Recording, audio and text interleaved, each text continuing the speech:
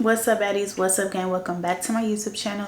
If you're new to this, stay true to this and hit the subscribe button. Today I'm going to be giving you a life update. I'm going to be getting real personal and real vulnerable. So grab you a glass of wine and let's get right into it. Only been a few hours, but it felt like days. Only been days, but it felt like months. Only gone for a year, only know like once. So today I'm about to try the barefoot fruscato in the flavor peach. Alright, so if you're new here, my name is Andrea. I'm 27 years old and I'm from South Florida. I feel like most of my subscribers came from the time when my B. Simone video blew up. And at that time, I was 23 going on 24. And I'm 27 now, so a lot has changed since then. So yeah, I'm not gonna waste no time. I'm gonna get right into it. I'm gonna talk about how I overcame depression, and I'm gonna get into that right away. So if you did subscribe to me during that time, which I didn't know, practically like a whole year before that, I was depressed. So let's talk about it. And how I know I was depressed was because when I was younger, I used to model, and not only that, I used to take pictures like all the time, like literally all the time. And for a whole year, I didn't take no pictures, not one. So the fact that today I could be behind the camera, I could say, you know, take my pictures or whatever, that's a big deal. No one would really understand that, but I understand how big that is for me. I had moved out when I was 22. That's when I had first got my own apartment, and I was living with my current boyfriend at the time. During this time period, y'all, I was literally fighting for my life. Like literally fighting for my life. I was going through it, okay? First off, I got into an accident where I almost fucking died. Like I literally almost died. I was working at a job at the time, and it was like an hour away, and it was an overnight job too. And what's crazy is, like, right before the accident happened, I was like, yeah, I think it's time for me to go. And then the accident happened, so I was like, yeah, I'm gonna go. So anyways, I was driving, the roads was wet, and I don't know, I feel like my tires, they was already previously giving me, the light would always come on even if we would fix it. So I don't know if it was really the tire issue or what it was, but I ended up spinning out on the 95. So my car literally went in circles. I thought I was gonna die. Thank God that there was no scratches on me, no blood, none of that. My back was, you know, hurt. I did have whiplash. I just thank God every day that, you know, that I'm alive, because that really was a scary moment. So that happened, and then I was told that my car was totaled, but I'm gonna get into that a little bit later. So that had ended up happening. Not only that, I was jumping from job to job. So after that situation, I had went to like a retail job, and I think I was there for like a month or two because it wasn't really working out. I wasn't getting paid enough. And then after that, I went to another job, wasn't getting paid enough either. And then after that, I went into serving. That restaurant was like a family business, so it was very small, and yeah, it wasn't paying the bills. And then there was a time where I was working that job, and I was working a job that was right next to that job. So I had two jobs at the time. So you can imagine that, yeah, throughout this time where I'm in my first apartment for the first time, I'm jumping from job to job trying to pay the bills. So that alone, that's stressful within itself. And then also at the time, I was trying to go back to school. So I have my associate's degree from FAU, and what I've always wanted to do since high school was get a degree in fashion merchandising, marketing, and retailing. FAU does not have that available. So after I got my associates, I went to different schools to, you know, figure out what I could do. So I went to the Art Institute. They were way too expensive. After that, I went to Lynn University. They had the program that I wanted to do, and that school is expensive. and I needed like a $50,000 loan. And yeah, they were not gonna give that to me just solely by me. So that was a no-go. So the closest thing to my degree was marketing. So I went back to FAU and I tried to pursue that. In order to get that degree, you needed to be accepted into the business school. I think I literally needed 3 or 4 classes to be accepted. Which I don't know is I suck at math. I don't know what it is about me and math. We just don't go together. 2 of the classes required 2 math classes. And I thought I was done with math because in order to get my AA, I took my math classes. Basically, there's 2 different paths in math. There's like the algebra path and the calculus path, and then there's like finite math, liberal math, something like that. So to get my AA, I took these classes, right? And by the help of God and my cousin, because she was tutoring me, I ended up passing the classes. I got, I think, B's in the classes, and I ended up passing it. I thought I was done with that, and surprisingly, like that path of math, I got the hang of it. But when it comes to the other path, the algebra, the calculus, it's not for me. Before I even took the classes, I went to the counselor. He basically said, like, you have to pass this class, and if you don't pass these classes, then you're never going to be able to get into the business school. Just like that. That's what he said. So I had that tremendous amount of pressure, like, oh my God, if I don't pass this, like, it's done for me, it's over with. So basically, I was going through all the stuff that I was telling you I was going through, and that's not even all of it. There's still more. And I was trying to go back to school, and the pressure of what the counselor told me, which for one, I think that's complete BS, because I've never heard of you can't try again if you fail a class. Like, I've never heard of that. Long story short, I just ended up dropping out. Like, I said, fuck it. It was stressing me out to the point of, like, I would look at my homework, start crying. It was a lot. And I just felt like a failure. Maybe if I wasn't going through all the other stuff that I was going through, then I'll be like, okay, why did you quit? Like, you shouldn't have done that. But that, coupled with all the things I was going through, like, I don't blame myself because I was going through a lot. And then also at the time, I had started up my business, which was Unapologetic Babes, and I was selling clothing, accessories, etc. And I wouldn't say that that was necessarily stressing me out. It's just that I put a lot of time into it. That probably was like the only bit of happiness that I had at the time. So I started this business in the midst of all the things that I had going on. And not only that, I also was going through health issues at the time. I'm about to get real personal, but I don't know what was wrong with me, and the doctors never found out what was wrong with me. But I basically missed my period for 3 months. So I thought I was pregnant, but I wasn't. I don't know necessarily where I was before that and where I jumped to, but just know that I didn't feel like myself. Like, I gained a lot of weight. And I don't know, there's probably more things that I was going through at the time, but all of that, it just was a lot. At that time in my life, I was fighting for my life. I couldn't be there for nobody else. Like, I couldn't even be there for myself. I just wasn't happy with myself. I was just depressed, and I was very much going through it. That is like the recap of a time of when I was depressed and all the things that were contributing to that.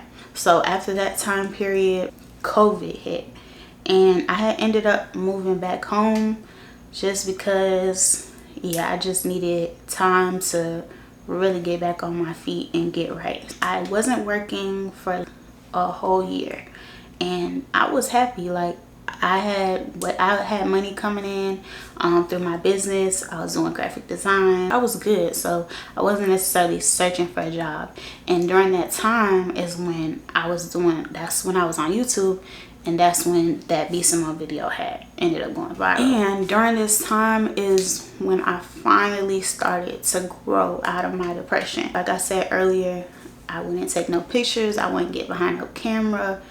And mind you, this was my dream. Like, okay, it doesn't have to be modeling for me. Like, I kind of accepted that. Like, okay, I'm not saying that it could never happen, but I accepted that, okay, this is not the path that I'm gonna go down. Yeah, it was my dream growing up and I worked very hard towards modeling, but if I could make money off of content, being rich off of content, off of videos, that's the other dream, you know? I forgot to mention, it had gotten so bad, I didn't want to go nowhere. I didn't want to go to the club. I didn't want to go to no event, no social outing. I didn't want to go nowhere.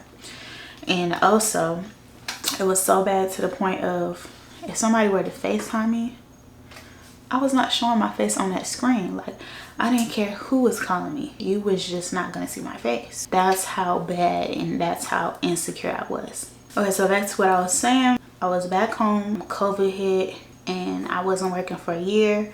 But yeah, I was good. And shit, that's probably one of the the most happiest years ever, because it's just like, I didn't have to clock in nowhere. I was just living, enjoying life. Of course, my sympathy goes out to everyone who was affected by COVID, but I thank God for that time, because that's like, I never would have gotten to graphic designing if it wasn't for that. I wouldn't have never really got back into YouTube if it wasn't for that. And it just was a good era for me. Honestly, I feel like what had finally started helping me get out of that depression is I started little by little getting back to doing what I love.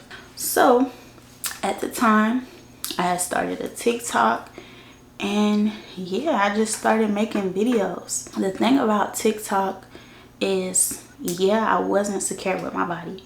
I still wasn't secure. But the thing is, I didn't know nobody on there. Everyone who followed me was strangers, and then TikTok just felt like a place to have fun. You was just on there having fun, so it's like you really didn't care. TikTok and Instagram is so different. With Instagram, first off, you have everyone from every area of your life that follows you on there. So you got people from elementary school, middle school, high school, college. Then you got people that work jobs with you, just friends and people from all walks of life. So I don't know, I just didn't feel comfortable posting on there. I just felt like, oh my God, everybody's gonna judge me. I don't look the same. Instagram is just, everything has to be so aesthetic, so perfect. And with TikTok, you just have everybody just on there, raw, uncut, just being themselves. There's people on there that don't got their makeup done, they don't got their hair done, they're wearing whatever. I don't know, I just felt comfortable on TikTok, and slowly I started posting back on Instagram. I did end up losing weight from when I first started TikTok to now. So eventually, throughout the time, I did start to lose weight again. And then also, that's when I started getting back to YouTube. So I ended up going viral around the time when I was my most insecure, and I know for a fact that God intended it that way, because I was receiving so much love, and I was receiving love at a time when I wasn't happy with myself. And I know for a fact, if I was super skinny, or you know, at my ideal appearance, and then those videos would have blown up, and then let's say I had ended up gaining weight, I wouldn't have kept filming, and I definitely would be not confident at all. But the fact that I was receiving love at my lowest, that meant a lot to me. Everything happens for a reason. You have to be happy with yourself, no matter what stage you're at, no matter where you at in life. You have to be happy with yourself, and you gotta trust the process. Long story short, I just got back to doing what I love, and I just started to build confidence again. I didn't care what nobody had to say about me. I didn't care about none of that. I just eventually started to feel like me again. Just love yourself at all stages, every single stage. You may not be content with your appearance, but you have to find that strength within, and you just have to love yourself again. That's why I'm so big on self-love. Nobody could tell me nothing. Like, I'm happy with myself. Whether I'm 170 pounds, whether I'm 140 pounds, I am happy with myself, and nobody could take that away from me. So I definitely feel like God gave me that battle so that I could have that self-love no matter what. So if you're going through that, try to find that self-love, and definitely always look to God, okay? Because God's gonna get you through anything. And I've been was supposed to do this video. It was on my heart today to do it, so hopefully it helps somebody. I already went through the tough stuff there technically is some more tough stuff. Okay? So I'm gonna get back into the car accident and the car totaled thing. The insurance company said my car was totaled, and the insurance company did not want to pay for it. It's a long story, but they was not paying for it. Then I got a second opinion. Somebody told me that the car wasn't totaled, and then they told me, I don't know if it was gonna be 3 bands or something like that to fix the car. But during this COVID time, I did have money, but I was young and I was having fun, and I invested into my business, and I took a trip to California, and I went to the fashion wholesale district, and that was a dream of mine, especially at that point in my life. The LA fashion district, yeah, I didn't give a fuck about that car. And the first year of me not having a car, I was good because, like I said, that was during COVID time. I was at home every day. I didn't have a job to go to. I'm a homebody naturally, so it did not affect me year one. I didn't have a car for 3 years, you guys. 3 long years. Forgot all the little details, but it turns out that they couldn't fix the car. My insurance was not gonna cover it, so I still owed money on this car, $6,000 or something like that. So I still had to pay this car. There was nothing I could do. Even if I sold the car, which I did end up doing, I still owe money on the car. It was like, okay,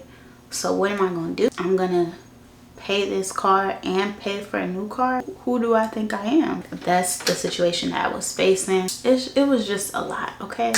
That was a whole nother depression within itself, just going through that whole ordeal. I had my eyes set on the Kia K5. I wanted that car, and I didn't want no other car but that. Plus, at the time, this would be my 3rd car, and every car that I've ever had, it was used. So I wanted a new car. I didn't want a car that was gonna give me issues, none of that. Long story short, I had got a new job. I was working my old job. I was busting my ass, okay? I ended up getting my Kia K5 2023 into 2023, and that was a blessing to me. I just used to boo-hoo cry because I just didn't know when I was gonna ever get out of that situation. But at the end of the day, I thank God every day that I got the car that I wanted, you know? Like, I literally used to dream about the car. I just didn't know if that was possible. And I'm finally living in my dream. Like, I got what I wanted. So I no longer have my business, and I'm gonna talk about that in another video because that's another story for another day, and that's gonna be long. I did start back into doing graphic design again, and right now, yeah, I'm working a 9 to 5, and I am going through a transition right now. I was trying to figure out what am I gonna do, because the job I have right now, it's not what I want. That's not my career. That has nothing to do with what I want to do. And also the job right now, like, they're cutting hours, and I'm just trying to figure out what to do. I do want to get into fashion and finally get a job that involves retail, not just no regular job, but you know, I want to get that type of job. So I'm trying to decide if I'm gonna do both or if I'm just gonna leave this and go here. But I definitely think I'm at the age where I gotta start chasing my dreams. Yeah, my dream job would be in fashion, but my dream job is content creating. Like, being able to get paid off of content, that's the real goal. You don't have a boss, nobody to answer to, and you getting paid for doing something you love. That's the real that is the real dream. As far as like a 9 to 5, I would like to have something that I am passionate about. So yeah, we're working towards that. I'm gonna figure it out. Yeah, that's about it. I'm chasing these content creator dreams. I definitely really want to be a wig influencer. The girlies are getting paid, and I'm trying to be doing that too. So I would love to do that, and yeah, the main goal is to get paid off of creating content, period. So I'm working towards that. I think that's about it. I got real deep and personal with y'all today, and I hope y'all enjoyed this video. I hope that this touched one person. If it touched one person, the goal is met, okay? Comment down below, leave a like, make sure you subscribe, and follow me on TikTok, okay? Lady on the Moon, I have it right here on the screen. I appreciate y'all for listening, and yeah, I love y'all so much. Thank y'all for tuning in. Comment down below what videos y'all want to see next, and yeah, I'll see y'all soon. I love y'all. Stay tuned to Lady on the Moon.